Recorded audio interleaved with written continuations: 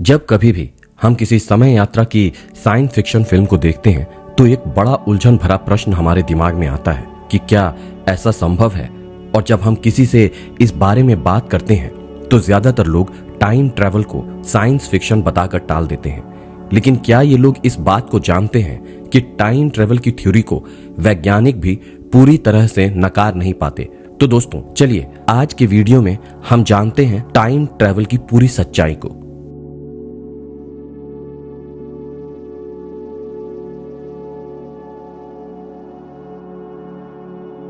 ऐसा मुमकिन है कि आप लीला रेड्डी को ना जानते हो।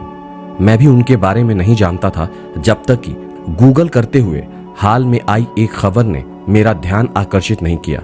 लीला रेड्डी भारतीय मूल की न्यूरो साइंटिस्ट हैं जिन्होंने French national centre of scientific research में इंसान के दिमाग में मौजूद टाइम सेल्स को अलग करने में सफलता पाई है। इस रिसर्च के मुताबिक टाइम सेल्स दिमाग में मौजूद वे कोशिकाएं हैं जो समय का हिसाब रखती हैं। इन्हीं की मदद से इंसान बीते वक्त में हुई घटनाओं को सिलसिलेवार तरीके से याद कर पाता है। इस रिसर्च में पता चला है कि दिमाग के हिप्पोकैम्पस में समय की पूरे चक्र का सिलसिलेवार अंकन होता है और अतीत में हुए घटनाओं की सिलसिलेवार यात्रा को दिमाग टाइम सेल्स की मदद से पूरा कर पाता है। विज्ञान में शुरुआती रिसर्च के आधार पर सिद्धांत नहीं बनते।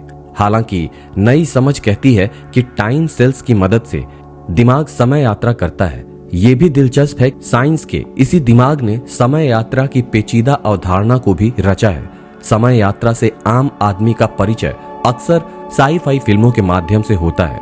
इस विषय पर कई शानदार फिल्में बनाई गई हैं जिनके पात्र टाइम मशीन के जरिए अतीत और भविष्य का सफर करते हैं। बहरहाल बात फिल्मों की हो या विज्ञान की, लेकिन सवाल यही है कि क्या समय यात्रा संभव है, और अगर हां तो क्या गुजरते वक्त में जाकर मौजूदा वक्त की किसी होनी को रोका जाना मुमकिन है। इस बारे में आखिर विज्ञान का क्या नजरिया है। टाइम ट्रैवल यानी समय यात्रा का जिक्र सबसे पहले 1895 में प्रकाशित हुए द टाइम मशीन उपन्यास में मिलता है। इसे लोकप्रिय विज्ञान लेखक H.G. वेल्स ने लिखा था, लेकिन ये कोरी कल्पना पर आधारित नहीं था। साहित्य और फिल्मों के रचना संसार में टाइम ट्रैवल की अवधारणा कुछ वैज्ञानिक सिद्धांतों के आधार पर रची गई। ये सिद्धांत तब दुनिया के सामने आए जब विलक्षण मेधा के धनी वैज्ञानिक एल्बर्ट आइंस्टाइन ने दुनिया के बारे में सोच बदलने वाली थ्योरी ऑफ रिलेटिविटी यानी सापेक्षता का सिद्धांत को प्रस्तुत किया। टाइम ट्रैवल की कल्पना को रिलेटिविटी के सिद्धांत को समझे बिना समझना मुमकिन नहीं है। इस सिद्धांत के आने से पहले तक ये माना जाता था कि समय सबके लिए एक समान है। कोई दो लोग दुनिया के किसी भी दो कोने पर हों, दोनों के लिए ही समय एक सा होगा। इस सोच की वजह से ही समय को सार्वभौमिक माना जाता था। आइंस्टीन के सापेक्षता के सिद्धांत ने इस मान्यता को चुनौती दी। उन्होंने ये अवधारणा दी कि समय सबके लिए एक जैसा नहीं होता, यानी दो अलग अलग जगहों पर मौजूद लोगों के लिए समय अलग अलग होता है। आइंस्टीन के मुताबिक दो घटनाओं के बीच का समय इस पर निर्भर करता है कि उन्हें देखने वाले की गति क्या है या घटना के दर्शक की अपनी स्थिति क्या है। रिलेटिविटी की इस अवधारणा को समझने के लिए अक्सर ही जुड़वा भाइयों के ट्विन पैराडॉक्स का उदाहरण दिया जाता है। ट्विन पैराडॉक्स यानी जुड़वा विरोधाभास। मान लीजिए कि दो जुड़वा भाई हैं। इनमें एक प्रकाश के कुछ कम ही गति वाले रॉकेट पर सवार होकर अंतरिक्ष का चक्कर लगाकर लौट आता है। उसके हाथ में बंधी घड़ी के मुताबिक उसे ये चक्कर लगाने में 2 या 3 मिनट ही लगे, लेकिन जब वो रॉकेट से बाहर आता है तो पाता है कि उसकी यात्रा के दौरान उसका भाई बूढ़ा हो गया है। दरअसल प्रकाश की गति से यात्रा करने की वजह से पहले भाई के लिए समय धीमी गति से बीता। उसे इस सफर में चंद मिनट लगे, लेकिन पृथ्वी पर इस दौरान कई साल बीत गए क्योंकि वहां समय अपनी गति से ही चल रहा था। रिलेटिविटी के सिद्धांत में भी तेज चलने वाले के लिए वक्त चंद लम्हों का हो सकता है और धीमे चलने वाले के लिए लंबे वक्त वाला। समय की गति इस पर निर्भर करती है कि समय को मापने वाले की खुद की स्थिति क्या है। अब मान लीजिए कि समय को मापने वाला प्रकाश की गति से उड़ रहा हो। ब्रह्मांड में प्रकाश की गति से तेज कुछ भी नहीं। हर किसी के लिए प्रकाश 1,86,282 मील प्रति सेकंड की गति से बढ़ता है। अब सोचिए, इस समय को मापने वाला खुद प्रकाश की गति से कुछ ही कम गति से उड़ रहा हो तो क्या होगा? सापेक्षता का सिद्धांत कहता है कि समय उसके लिए ठहरने लगेगा। प्रकाश की गति पर समय जहां का तहां रुक जाएगा। हालांकि ये अवधारणा ही है। फिलहाल हमारे पास मौजूद सबसे तेज रॉकेट भी लगभग 8 मील प्रति सेकंड से ज्यादा की गति से नहीं उड़ते। अब जरा सोचिए कि आप किसी तेज रफ्तार रॉकेट के प्रकाश की किरणों का पीछा कर रहे हो, तो भी प्रकाश की किरण आपसे 1 सेकंड में 1,86,280 मील की रफ्तार से दूर होती जाएगी। आप अपनी रफ्तार प्रति सेकंड 1,86,000 मील कर ले तो भी किरण इसी रफ्तार से आपसे दूर होती जाएगी। अब सोचिए कि इस रेस को पृथ्वी पर खड़ा कोई व्यक्ति देख रहा हो और आप उससे पूछें कि उसने क्या देखा, तो वो बताएगा कि वो आप और प्रकाश के बीच की दूरी बढ़ते हुए नहीं बल्कि घटते हुए देख रहा था। दरअसल आप हम सोच में टाइम को हम एक गतिमान चीज मान लेते हैं जिसका एक अतीत है, एक वर्तमान है और आने वाले वक्त में एक भविष्य भी होगा। रिलेटिविटी के सिद्धांत के हिसाब से इस ब्रह्मांड में अतीत, वर्तमान या भविष्य जैसा कुछ नहीं है। सब कुछ एक साथ घट रहा है। हम अपनी स्थिति के हिसाब से वही हिस्सा देख और महसूस कर पाते हैं जिसमें हम हैं। इसे इस तरह से समझते हैं कि आप किसी सीडी प्लेयर पर कोई फिल्म देख रहे हैं। आपके हाथ में रिमोट है जिसका बटन दबाकर आप जब चाहे सीडी को रिवाइंड या फॉरवर्ड कर मन चाहे सीन देख सकते हैं। रिवाइंड यानी भूतकाल और फॉरवर्ड यानी भविष्य। सब कुछ सीडी पर पहले से ही दर्ज है। अब आपको कोई भी हिस्सा देखने के लिए इस जगह या फ्रेम में जाना पड़ता है। साइंटिस्ट के मुताबिक टाइम भी ऐसा ही फ्रेम है जो अपने आप में स्वतंत्र नहीं है बल्कि स्पेस के साथ मिलकर फ्रेम की रचना करता है। अब सवाल ये उठता है कि क्या कोई ऐसी तरकीब, कोई ऐसी मशीन बनाना संभव है कि हम रिवाइंड या फॉरवर्ड करके अपने मन चाहे फ्रेम पर जा सकें और अतीत या भविष्य की यात्रा कर सकें, अपने पुरखों या आने वाली पीढ़ी के सदस्यों के साथ वक्त बिता सकें? इस सवाल का जवाब जानने के लिए हमें स्पेस टाइम की अवधारणा को समझना होगा। आसान गणित में हम स्पेस की 3 आयामों को पढ़ते हैं, x, y और z।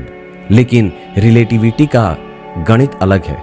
रिलेटिविटी के गणित में x, y, z के साथ टाइम के रूप में एक चौथा आयाम भी मौजूद है। रिलेटिविटी में स्पेस और टाइम को अलग करके नहीं देखा जा सकता। ब्रह्मांड की हमारी मौजूदा समझ स्पेस टाइम की इसी अवधारणा पर टिकी हुई है। टाइम स्पेस को आप ट्रेन के 2 डिब्बे मान सकते हैं जो अलग अलग होते हुए भी एक साथ सफर करते हैं। बड़ी बात यह है कि दोनों ऐसे युग्म हैं जिनमें जब समय खींचता है तब उसकी भरपाई में स्पेस सिकुड़ जाता है।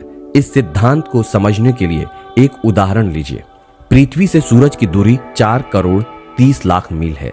इस दूरी को अगर कोई व्यक्ति लगभग प्रकाश की गति से या प्रकाश की गति की 99.9% की रफ्तार से तय करे तो उसका स्पेस सिकुड़कर 40 लाख मील ही रह जाएगा। ऐसा बहुत तेज गति की वजह से स्पेस में होने वाली भरपाई से होगा।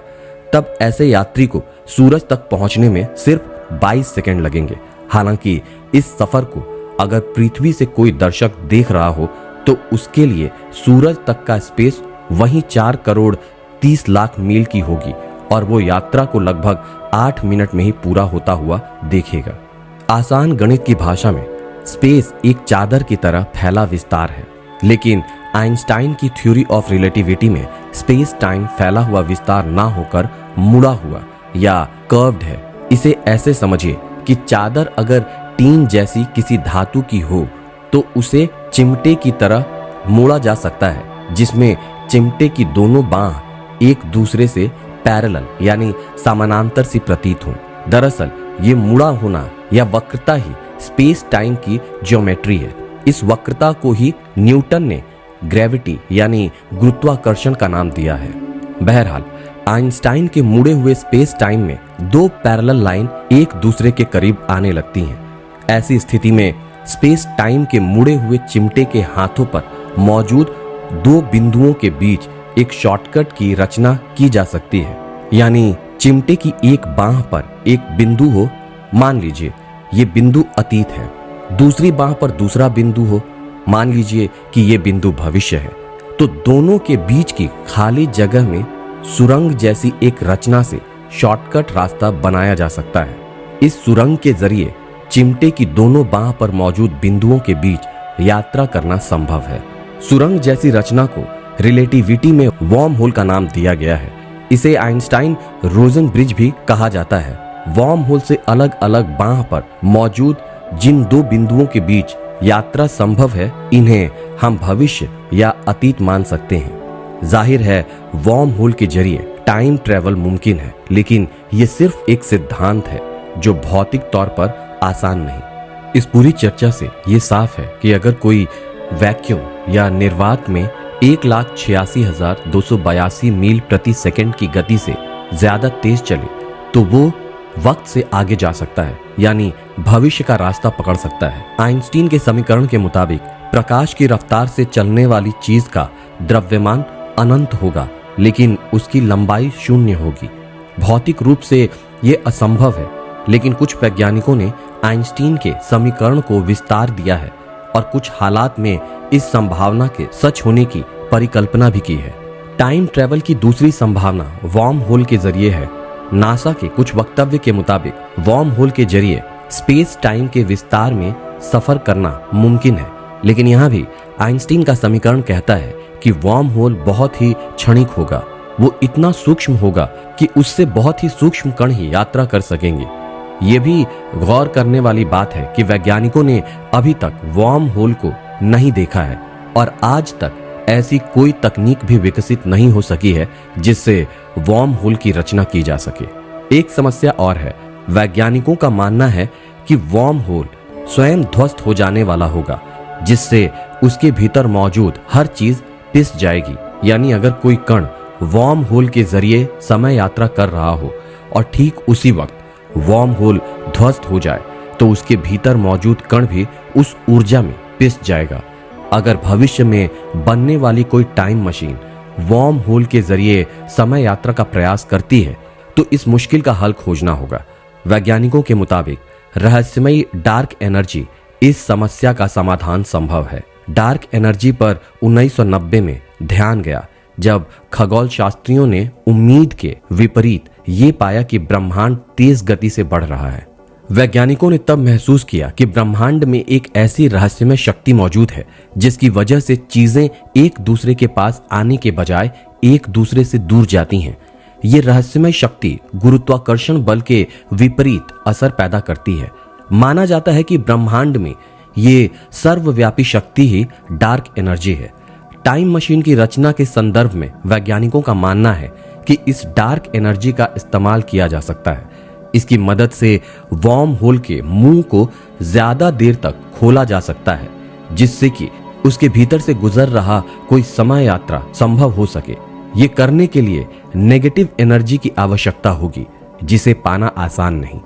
अब ये नेगेटिव एनर्जी भी एक रहस्यमयी अवधारणा ही है, जिसे सिर्फ गणितीय मॉडल से ही साबित किया गया है। ये एक सिद्धांत है जिसका वजूद तय नहीं है। अंततः इस सारी चर्चा का निष्कर्ष यही है कि सिद्धांत तौर पर समय यात्रा संभव है, लेकिन व्यवहारिक रूप से टाइम मशीन का निर्माण एक परिकल्पना ही है जिसे भविष्य पर छोड़ देना चाहिए। हालांकि सवाल ये भी है कि अगर भविष्य में कभी टाइम मशीन बना ली गई, तब क्या ये संभव होगा कि अतीत में जाकर मौजूदा वक्त की किसी होनी को रोका जाना मुमकिन है? वैज्ञानिक इसे समझने के लिए बहुत ही मशहूर ग्रैंडफादर पैराडॉक्स का इस्तेमाल करते हैं। मान लीजिए कि टाइम मशीन का कोई समय यात्री भूतकाल में जाकर अपने दादाजी को उनके विवाह होने से पहले ही मार दे, तो खुद उसके अस्तित्व का क्या होगा? मतलब जब किसी ने अपने दादाजी को ही मार दिया और उसके बेटे का जन्म नहीं हुआ, तो पोते का जन्म कैसे होगा? ये बहुत ही नॉनसेंस टाइप की बात है, लेकिन जब कभी भी इसका उत्तर मिलेगा तो ये भी पता चल जाएगा कि टाइम मशीन से भूतकाल में जाकर वर्तमान की किसी होनी को रोका जाना या बदलाव करना संभव है या नहीं।